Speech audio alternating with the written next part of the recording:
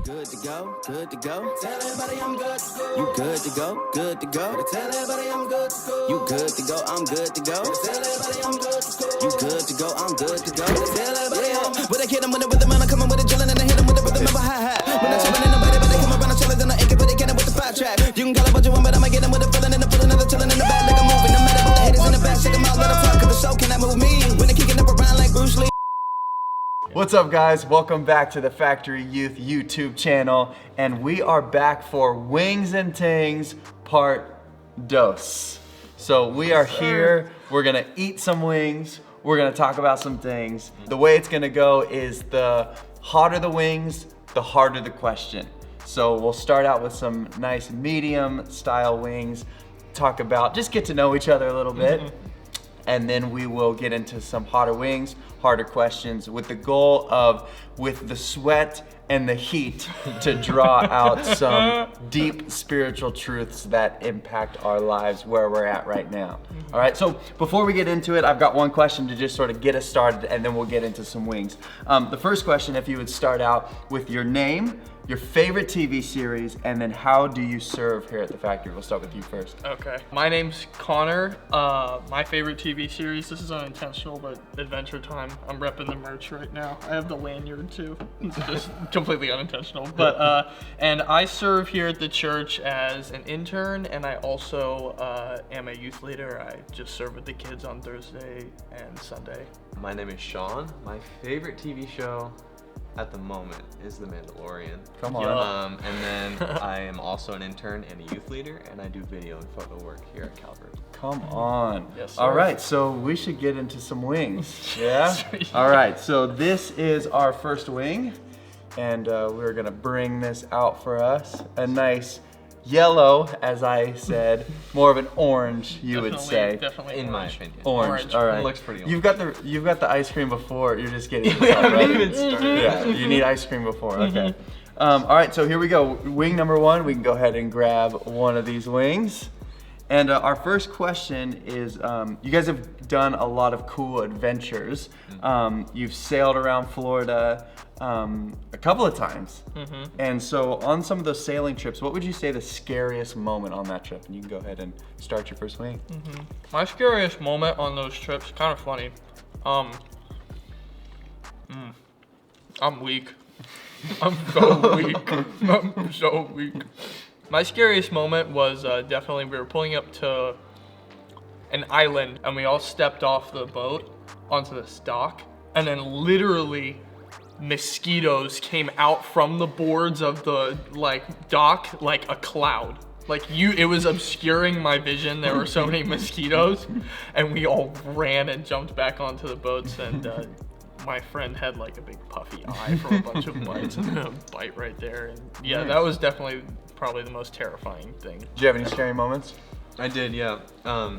So we went on a trip in June of this year, last year when you're watching this, and we sailed from Vero Beach to St. Pete on the other coast. And what happened is it rained like every day, and one day there was a really bad storm, and it was windy. It was a dark and stormy day, and it was raining. And okay, so the sail in the front of the boat, you pull up a track, and what happened is the track got twisted, so we couldn't pull the sail up or down easily at all. And so the wind picked up, and the sail started to unfurl, which you don't want to happen if you're not trying to move when there's wind. You don't want your life to unfurl or anything to unfurl. Yeah, exactly. So what happened is that the sail was unfurling, and it was flapping, and it was pulling this thing called a stay that holds the mast down. So our mast was rocking. And so the sail was getting pulled out, and our mast was rocking back and forth. And then my friend John Mark got his foot caught in the anchor and almost got pulled off the boat. And our mast is going like this, and our boat's just rocking, and there's lightning and rain, and it was windy as junk. And then we were like, this is gonna pull our mast down. Like, it was insane. You could see it starting to give. And Dono, who was kind of like our mentor, he was like the leader of the whole trip, came over, and he was trying to help us, and we were like trying to pull it down, and we're all like praying out loud, like, That God, is please calm the crazy. storm. And then just like the wind No way. calmed down. No way. And literally, like, it just stopped. It was insane. That is It was crazy. like the Bible. That is awesome. That's a miracle right there. Seriously, Yeah. that's insane. What'd you think of wing number one? You know, That was a light work. Light work. Come on. I now. was scared in the beginning, but It was light work. All right, here we go. Wing number 2. Question number 2. So, Hold up. Wait, that's That's the wrong way. That's the hottest one. That's the whole. You almost killed. wing number 2. Question number 2. So, you guys recently graduated high school. You guys both graduated in 2020. 2020. Yep. Crazy. What a year. Yeah. We don't talk about that. So, you guys recently graduated. If you could go back and do something different in high school, what would you do? And eat a wing while you tell me about it. I can feel heat coming out of my nose. I exhaled through my nose and it was hotter than normal. I mean, I definitely did have a focus to a degree on Jesus while I was in high school, and big thing was like getting people to church and stuff like that. But I think that my focus was way more on other people and not on my own walk with the Lord. And I know that like, if I have a closer relationship with Jesus, that works to greater effect to help other people. Right. But yeah, I think that that's definitely something I would change, is to focus on that. And just in general, I think take more opportunities in the sense of maybe stepping out and having a conversation about God with somebody that maybe didn't seem as open to it. That's awesome. But yeah, I think that's definitely what I would do. Yeah. In high school, I was like a little bit more awkward than I am now. Now I'm just slightly less awkward. So if I could go back, people knew I was a Christian, but I didn't share, So if I could go back, I would want to be more bold and outgoing with my faith. That's awesome. That's really good. And I think being able to like vocalize that, and one of the things that I love about youth ministry is I like telling people, if I could have known at 13, 14, 15, what I knew at 19, 20, and 21, I think my whole life would be different.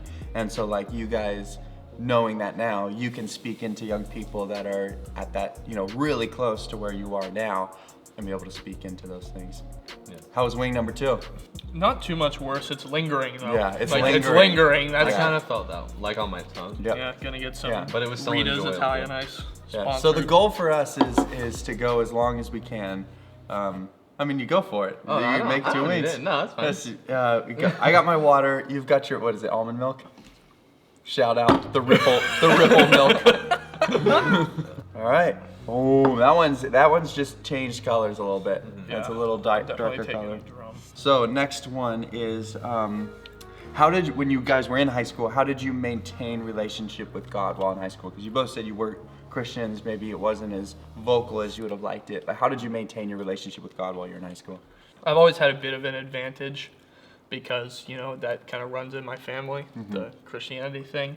It wasn't like my parents were forcing me to go to church. Like I made it a point that, I wanted to give time from my week to spend time at church. And I think that was a big part of maintaining it, is making sure I have a commitment to regularly do something for God and take time away from, my own stuff to do that. That's awesome. Yeah. What about you, Sean? I grew up with a lot of good Christian guys from good Christian families. And I think spending time with them, sailing with them, just hanging out, playing video games, whatever, was something that helped me to be consistent. Yeah. Now, there were times for sure where I kind of walked away and did things that weren't really, abiding with God's will for my life. But being able to come back to those friends who just kind of are uplifting was something that was super helpful. So good. I mean, I think young people especially have a difficult time being consistent maybe in Bible reading or in prayer.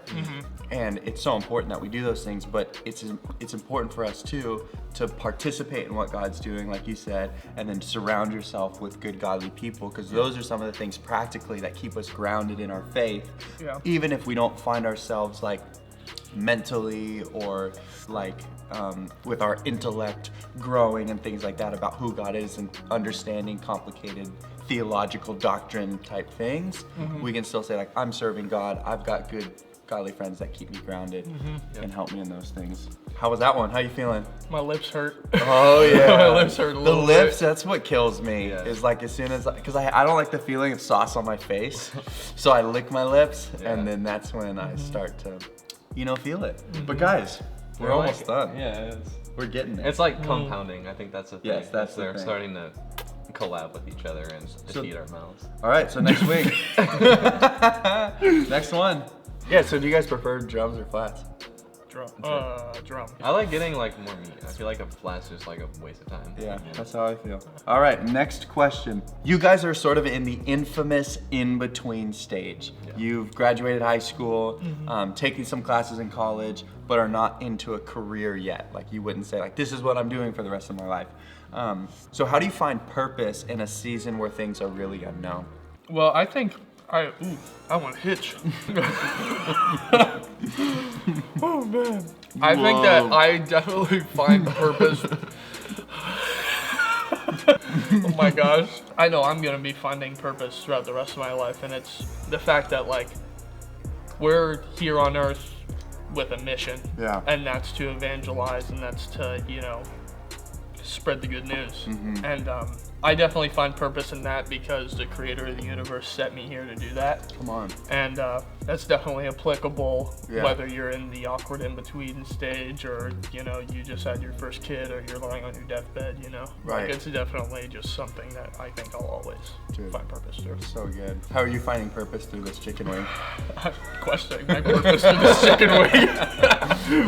In the in-between state, it was helpful for me to constantly be in the Word and to be serving, because I know that when I'm doing those things, I'm abiding in God's purpose for my life, whether or not that's the career I'm gonna have. Just kind of like being on top of doing the little things. I think that makes a big impact on, you know, how you feel content in life. Totally. Yeah, because I think for both of those things, purpose is less of a position and it's more of like a posture and like wherever you find yourself. And so being able to find that purpose even in like the unknown, staying faithful in the little things, because those that are faithful in the little things can be faithful in the big things. Yeah. Amen.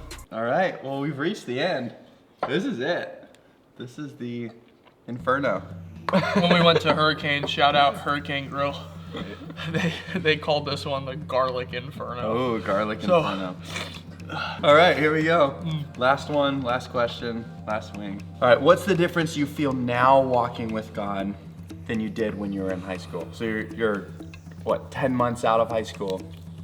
Oh, wow. What do you feel the difference now? The unholy fire. Can you repeat that question?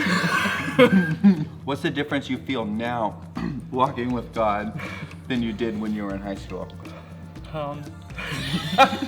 There was a commitment to go to church, like in high school, like I said in the last question. Now it's like that was something like I catch a ride with my parents, like my whole family was going, all my friends were going. But now, especially since I started interning, this is pain, dude. So much pain. You know, I made a commitment not just to go when my friends are going, to come here and do work. You know, commit, like I had to tell my boss, like, hey, I can't come into work during these times. I'm committing more of this time to Jesus. Right. And I've definitely seen it grow in my consistency with the Word. Yeah. Because that was always my weak area as a Christian. Like, I've taught my first Bible study now, and like, I've just seen an increase of it taking up my time. Yeah. My senior year of high school, I went to St. Pete for a year, and I did an internship at a church there.